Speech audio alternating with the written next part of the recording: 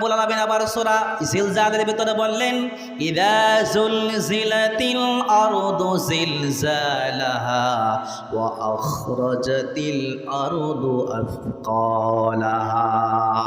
আল্লাহ রাব্বুল আলামিন বলছেন, যখন আল্লাহ ভূমিকম্পের মাধ্যমে কিয়ামতটা শুরু করে দিবে, এই দিন জমিন তার ভিতরে যা কিছু লুকিয়ে রেখেছিল সব কিছু সেদিন জমিন প্রকাশ করে দিবে। আমার প্রিয় সুধী, এই জমিনের মধ্যে পৃথিবীতে যত সম্পদ আল্লাহ মানব জাতির জন্য দিয়েছে, সব সম্পদগুলো আল্লাহ রাব্বুল আলামিন মাটির নিচে সবচাইতে দামি দামি সম্পদগুলোকে আল্লাহ মাটির নিচে আল্লাহ মজুদ করে রেখেছে, ঠিক কিনা? তেলের খনি কোথায়? জোরে বলেন, তেলের খনি কোথায়? কয়লার খনি কোথায়? গ্যাসের খনি কোথায়? স্বর্ণের খনি। তার মানে হচ্ছে দ্য মোস্ট ইম্পর্টেন্ট এলিমেন্ট, যত গুরুত্বপূর্ণ উপাদান রয়েছে এই সবগুলো আল্লাহ তাআলা হাইড করে রেখেছেন জমিনের ভিতরে। সুবহানাল্লাহ। এই জন্য জমিন যখন কিয়ামত শুরু হয়ে যাবে, আল্লাহ রাব্বুল আলামিন তখন জমিনকে আদেশ করবে, ও জমিন, ও আখরাজাতিল আরদু আথকালাহা, ও জমিন, তোমার ভিতরে যা কিছু আছে সব কিছু তুমি প্রকাশ করে দাও। আল্লাহর হুকুম শোনার সঙ্গে সঙ্গে সেদিন জমিনে সব কিছু প্রকাশ করে দেবে। তেলের খনি বের হয়ে যাবে, স্বর্ণের খনি বের হয়ে যাবে, রূপার খনি বের হয়ে যাবে, গ্যাসের খনি বের হয়ে যাবে।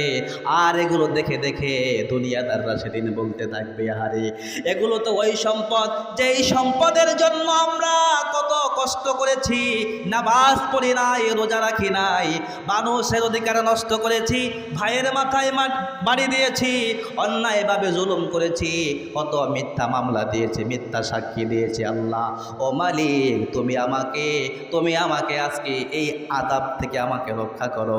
আর সেদিন বলতে থাকবে, এই সম্পদ আমার লাগবে না, এই সম্পদের আমার দরকার নাই, ও আল্লাহ, তুমি আমাকে একটু আশ্রয় দাও, তুমি কি আমাকে একটু নিরাপদের চাদরে আবৃত করে নাও। কিন্তু সেদিন তাদের এই কথা কোনো কাজে আসবে না। তাহলে ভাই, দুনিয়ার সম্পদ উপার্জনের লোভ আমাদের ভিতরে আছে না নাই? তাহলে এই সব সম্পদগুলো কিয়ামতের দিন জমিন প্রকাশ করে দিবে। শুধু তাই নয়, এই জমিন কার? আরো জোরে বলতে হবে, জমিন কার? আকাশ কার? এই জমিন যার, আকাশ যার, সেই আল্লাহর। তাহলে এই জমিন কথা শুনে কার? আল্লাহর। এই জমিনের ভিতরে যারা মানুষের উপরে জুলুম করে, এই জমিনের উপরে যারা মানুষের উপর নির্যাতন করে, নিপীড়ন করে, এই জমিন কিয়ামতের দিন প্রত্যেকটা অপরাধের সাক্ষী আল্লাহর কাছে দিয়ে দিবে, সব প্রকাশ করে দিবে জমিন, কারণ জমিন সকল কাজের সাক্ষী। আমার প্রিয় সুদী, আল্লাহ রাব্বুল আলামিন যখন কিয়ামত শুরু করে দিবেন, ও আখরাজাতিল আরদু আথকালাহা, জমিন সেদিন তার ভিতরে যা কিছু লুকিয়েছিল সব কিছু সেদিন আল্লাহর কাছে প্রকাশ করে দিবে। এই জমিনের ভিতরে দাঁড়িয়ে কারা আল্লাহকে মানে নাই, কোরআনকে মানে নাই, কোরআনের হুকুমতকে চায় নাই, ইসলামের বিপক্ষে অবস্থান করেছে, কারা মানুষের উপরে জুলুম করেছে, কারা কোরআন শুনতে দেয় নাই, কোরআনের পক্ষে ছিল না, কারা কোরআনে বাধা দিয়েছে, সেদিন জমিন প্রকাশ করে দিবে। সেদিন আর কোনো মাতবরি কারো থাকবে না। জমিন সরাসরি আল্লাহর কাছে বলবে, আল্লাহ, এই লোক তোমার কোরআনের তালিমে বাধা দিয়েছে। এখন বাংলাদেশে নতুন করে এটা শুরু হয়েছে, বিভিন্ন জায়গায় ফেসবুকে আপনারা দেখেন কিনা, কোরআনের তালিমে বাধা দেয়। আপনারা পেয়েছেন কিনা? কথা আসতে হয়ে গেল, পেয়েছেন কিনা? তাহলে যারা কোরআনের তালিমে বাধা দেয় এরা কোনো সময় মুসলমান হতে পারে না, ঠিক কিনা? কারণ এই কোরআনটা কোনো দলের না, এটা কোনো গোষ্ঠীর না, এটা কোনো একক সম্প্রদায়ের মানুষের না। আল্লাহ বলছেন, ইন হুয়া ইল্লা যিকরুল লিল আলামিন, গোটা জগতের মানুষের জন্য আল্লাহ তাআলা এটাকে নাজিল করেছেন। বলেন আল্লাহু আকবার। তাহলে এই কোরআনের সকল মানুষের অধিকার রয়েছে। যে কোনো মানুষ যদি মানুষকে কোরআনের তালিম দেয়, কোরআন শেখায়, কোরআন থেকে দু একটা কথা বলে, আমাদের কোনো আপত্তি। কিন্তু এখানে রাজনৈতিক গন্ধ খুঁজতে আসবেন না। আপনারা করেন, সমস্যা কি? কারণ এই কোরআনটা কি কোনো একক দলের, শুধু মুসলমানদের? না, আল্লাহ বলছেন হুদাল্লিন নাস, গোটা মানুষের জন্য আমি এটাকে নাযিল করেছি। আল্লাহ রাব্বুল আলামিন বলছেন ওয়া নুনাজ্জিলু মিনাল কুরআনি মা হুয়া শিফাউ ওয়া রাহমাতুল লিল মুমিনিন। I have revealed the book as a mercy, as a remedy for the people. আল্লাহ রাব্বুল আলামিন বলেন আমি এই কোরআনটাকে গোটা পৃথিবীর মানুষের জন্যে, মুমিনদের জন্যে আমি এই কোরআনকে শেফা এবং রোগের প্রতিষেধক হিসাবে নাজিল করেছি এবং মুমিনদের জন্য আমি রহমত হিসাবে নাজিল করেছি। আবার আল্লাহ কোরআনের শুরুতে স্পষ্ট করে দিলেন আলিফ লাম মিম যালিকাল কিতাবু লা রাইবা ফি হুদাল লিল মুত্তাকিন। জোরে বলি আল্লাহু আকবার। আল্লাহ রাব্বুল আলামিন বলবেন this is the book, there is no doubt it, this is the guidance for the people who are মুত্তাকিন। আল্লাহ রাব্বুল আলামিন কোরআনের শুরুতেই বললেন এটা এমন একটা কোরআন যেটার ভিতরে কোনো ভুল নাই, কোনো সংশয় নাই, কোনো সন্দেহ নাই, এটার ভিতরে রয়েছে মুমিনদের জন্য হিদায়াত। এবার তাহলে কাফেররা বলবে আল্লাহ আপনি তো শুধু মুসলমানদের জন্য এটার ভিতরে হিদায়াত রেখেছেন, আমাদের জন্য রাখেন নাই। এজন্য আল্লাহ কোরআনের অন্য জায়গায় বলেছে এটার ভিতরে হুদাল লিন্নাস, শুধুমাত্র মুমিন আর মুসলমানদের জন্য এটা নাজিল করি নাই, এটা আমি গোটা দুনিয়ার মানুষের জন্য নাজিল করেছি। হুদাল লিন্নাস, এটার ভিতরে রয়েছে গোটা পৃথিবীর মানুষের জন্য হিদায়াত। সুবহানাল্লাহ।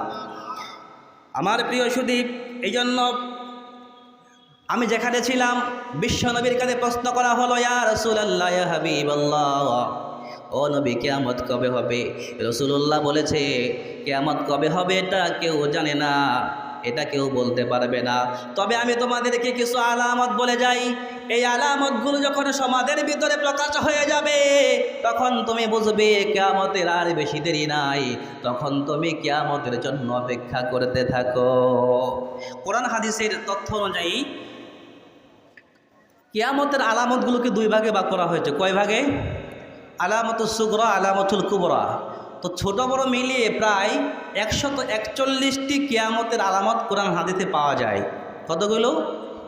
141টি। তো 141টির মধ্যে আলামতুল কুবরা যেটা কিয়ামতের বড় বড় আলামত, সূর্য পশ্চিম দিক থেকে উদিত হবে, তওবার দরজা বন্ধ হয়ে যাবে, তো এরকম বড় বড় আলামত রয়েছে 10টা, আর বাকি রয়েছে 131টি আলামত। তো আমাদের সমাজে এই 131টি আলামতই পাওয়া যায়। তার মানে কিয়ামত কি অনেক দূরে না কাছে? আরো জোরে বলেন, দূরে না কাছে? প্রস্তুতি নেওয়ার দরকার আছে না নাই?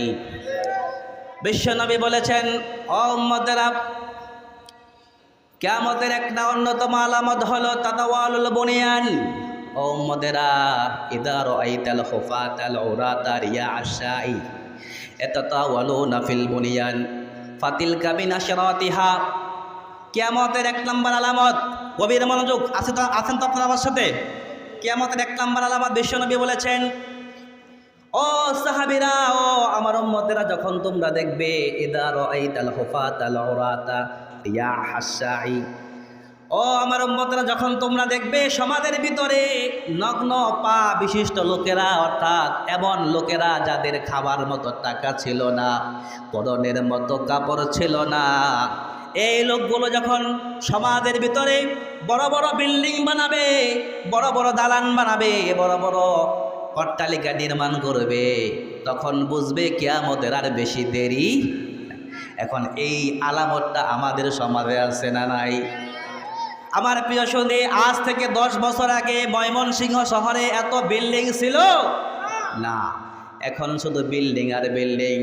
আর আপনি যদি চাঁদপুর, কুমিল্লা, নোয়াখালী অঞ্চলে যান, প্রত্যেক এলাকার ভিতরে বিল্ডিং আর বিল্ডিং।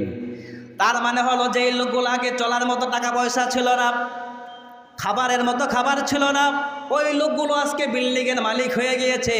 তার মানে বুঝতে হবে কিয়ামতের আর বেশি দেরি নাই। আমার প্রিয় সুধী, এরপরে কিয়ামতের 2 নম্বর আলামত হলো কাসরাতুজ জিনা। বিশ্বনবী বলেছে যখন কিয়ামত শুরু হয়ে যাবে সমাজের ভিতরে জিনা বেড়ে যাবে। এখন জিনা আমাদের সমাজে আছে না নাই? আমার নবী বলেছে যখন কিয়ামত নিকটবর্তী হয়ে যাবে, এমনভাবে জিনা সমাজের ভিতরে ছয়লাভ করবে। মানুষের ঘরের ভিতরে জিনা শুরু হয়ে যাবে, বাজারে জিনা হবে, শিক্ষা প্রতিষ্ঠানে জিনা হবে, ঘরের মধ্যে জিনা হবে। এমনভাবে যখন চতুর্দিকে জিনার ছয়লাভ হয়ে যাবে, তখন বুঝবে কিয়ামতের আর বেশি দেরি নাই। প্রত্যেকটা স্কুল, ইউনিভার্সিটি, আমি সময় যেহেতু আমার শেষ হয়ে গিয়েছে, তো এই জন্য আমি বলতে পারলাম না যে কিয়ামতের যে একটা আলামত কাসরাতু জিনা, বুখারীতে এসেছে লিইয়ুযহিরাউ জিনা, জিনার ছয়লাভ হয়ে যাবে সমাজের। বৃহস্পতি বলতেছিলাম কিয়ামতের পূর্ব মুহূর্তে সমাজের ভিতরে জিনা বেড়ে যাবে। এখন জিনাতে বেড়েছে, এটা কি আপনাদের বিশ্বাস হয় কিনা? আমার প্রিয় সুদীপ, আজ থেকে 10 বছর আগেও রিলেশন, ব্রেকআপ, পরক্রিয়া, এই জাতীয় শব্দগুলো আমাদের সমাজে খুব একটা প্রচলিত ছিল না।